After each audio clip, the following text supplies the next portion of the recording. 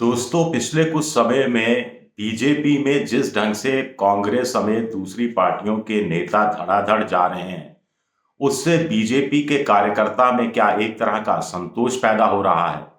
BJP के कार्यकर्ता को लगता है कि उनकी उपेक्षा हो रही है और बाहर से आने वालों को मान सम्मान तरजीह दी जा रही है। क्या बीजेपी का आला कमान भी इससे चिंतित है, खास तौर से तब जब बीजेपी को लोकसभा चुनाव में 370 400 का नारा देना पड़ रहा है और हकीकत में बीजेपी जानती है कि आज की तारीख में 300 को छूना भी उनके लिए थोड़ा मुश्किल सा काम है। ऐसे में अमित शाह का एक बहुत बड़ा बयान सामने आया है।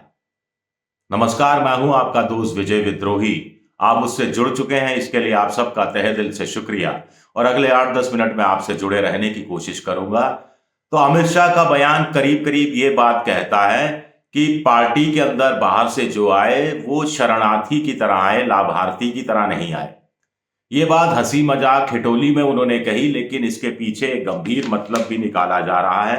अमित शाह राजस्थान के दौरे पर थे। उन्होंने कार्यकर्ताओं को संबोधित करते हुए कहा कि आप लोगों को लग रहा होगा कि सारे लोग भाजपा में आ रहे हैं, लेकिन जो भाजपा की रीति नीति को समझेगा वही टिकेगा। आप में से भी कई कई लोग ऐसे हैं जो 25-25 सालों से पार्टी में हैं। जब आप में से ही कुछ आप लोगों को ही कुछ नहीं मिला, तो बाहर से आने वालों को क्या मिलेगा। यानी वो भी दर्द समझ रहे हैं कार्यकर्ता का अपनी, लेकिन पॉलिटिकल मजबूरी है बीजेपी की बाहर से लोगों को लेना, एक एक सीट का जुगाड़ जो करना है। लेकिन अपने कार्यकर्ताओं को मनाना भी जरूरी है। आपको ध्यान होगा मल्लिकार्जुन खड़गे ने हाल ही में कहा था कि पिछले 10 साल में करीब 500 से ज्यादा विधायक हों, चाहे सांसद हों, चाहे वर्तमान विधायक हों, चाहे पूर्व सांसद हों, इनको बीजेपी में लिया गया है दूसरी पार्टियों से। तो मोटे तौर पर एक तरह से कहा जाए कि 500 कार्यकर्ताओं का तो हक मारा ही गया है।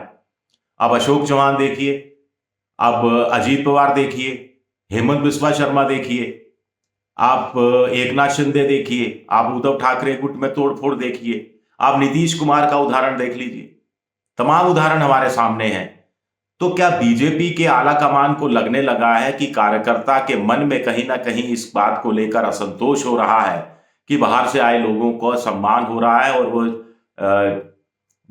तंबू उखाड़ने, तंबू लगाने के लिए और दरियां बिछाने, कुर्सियां लगाने के लिए ही अभिशप्त है।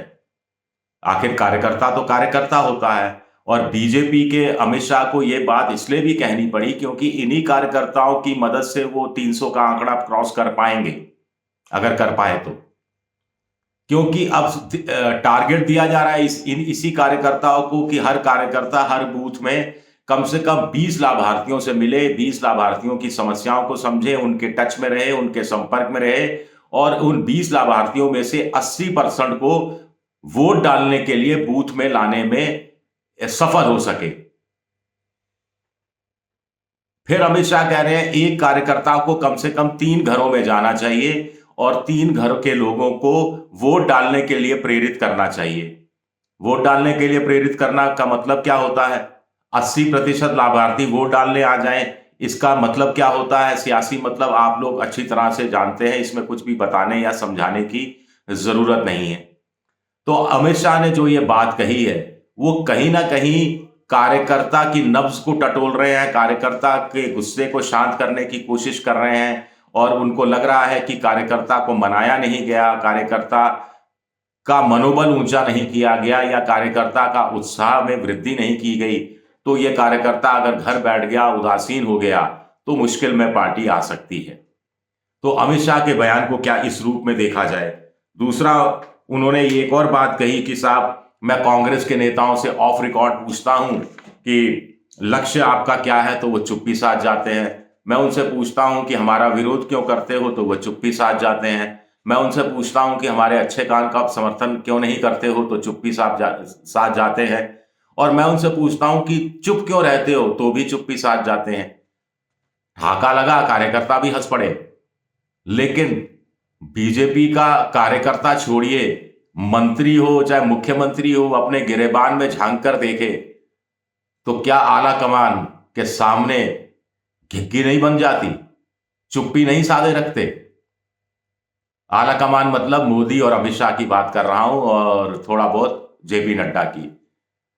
अब यही अमित शाह जहां कह रहे थे राजस्थान के दौरे में, यही अमित शाह तीन तीन भजनलाल सरकार के मंत्रियों की क्लास ले रहे थे और मंत्री चुप्पी साधे हुए थे। उनसे पूछा जा रहा था कि लोकसभा चुनाव के मद्देनजर आपने क्या तैयारियां की, चुप्पी थी। एक ने कहा कि साहब अभी तो कमेटियों का गठन नहीं हुआ है, 1 हफ्ता लगेगा। बाकी शायद चुप रहे, मुझे नहीं मालूम। फिर अमित शाह ने कहा कि कुछ नहीं, आज ही होना चाहिए, तो आज ही हो गया, शाम तक काम बन गई कमेटियां। लेकिन बड़ा सवाल उठता है कि क्या बीजेपी में इस तरह का आंतरिक लोकतंत्र है? टोंट कसने के लिए सही बात है, तंज कसने के लिए सही बात है, आप कर सकते हो, चुनावी माहौल में चीजें करनी भी चाहिए।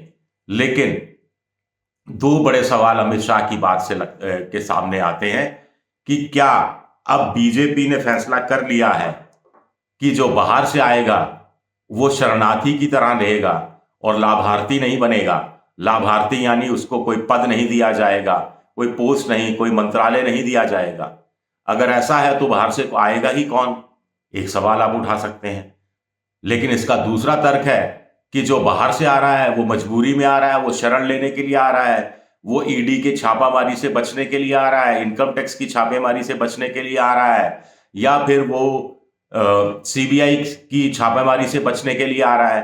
तो जो बचने के लिए आता है उसको बीजेपी अगर शरण दे रही है तो वो शरणार्थी की भूमिका में रहे।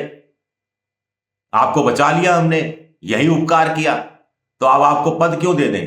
पद उसे ही दिया जाएगा जो कुछ और वोट साधने में, कुछ सीटें निकालने में कामयाब होगा। मसलन जैसे अशोक चौहान को राज्यसभा में भेज दिया। वो मराठवाड़ा इलाके के सबसे बड़े कांग्रेस के नेता थे और बीजेपी में अकाल पड़ा हुआ था। अब मराठवाड़ा में बीजेपी को एक बड़ा मराठा नेता मिल गया है, जिससे आसपास की विधानसभा सीटों में, नांदेड़ और आसपास की लोकसभा सीटों पर असर पड़ सकता है, पॉजिटिव असर पड़ सकता है। इसलिए यह खेल खेला गया। इसलिए अशोक चौहान शरणार्थी हैं, लेकिन साथ साथ लाभार्थी भी हैं। यही बात अजीत पवार के लिए कि उन्होंने शरद पवार का घमंड चूर कर दिया, शरद पवार की पार्टी तोड़ दी, तो आप लाभार्थी हैं, तो लाभार्थी के रूप में आपको उप मुख्यमंत्री पद मिल गया। लेकिन उनके साथ जो और विधायक आए जिनके खिलाफ ईडी के, सीबीआई के, इनकम टैक्स के केस चल रहे थे, उनमें से किसी को लाभार्थी नहीं बनाया गया है। अभी भी लोग तरस रहे हैं मंत्री पद की शपथ कब लेंगे, लेकिन वो शरणार्थी की भूमिका में ही है।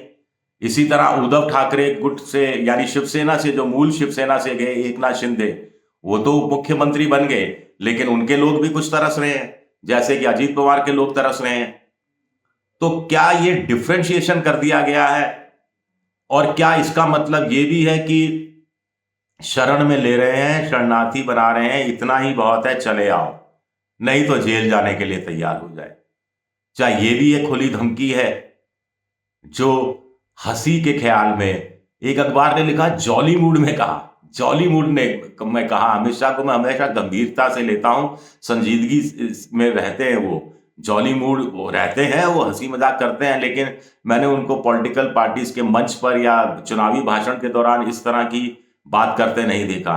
तो जॉली मूड में कहा कि भाई आप में से बहुत सारे लोग जो मेरे सामने बैठे हैं 25-25 साल से, इन्हें ही कुछ नहीं मिला तो बाहर से आने वालों को क्या दे देंगे? लेकिन बाहर से आने वालों को तो दिया ही जा रहा है। उसकी कैटेगरी शायद अब 2 बना ली गई है, वो कहानी अलग है।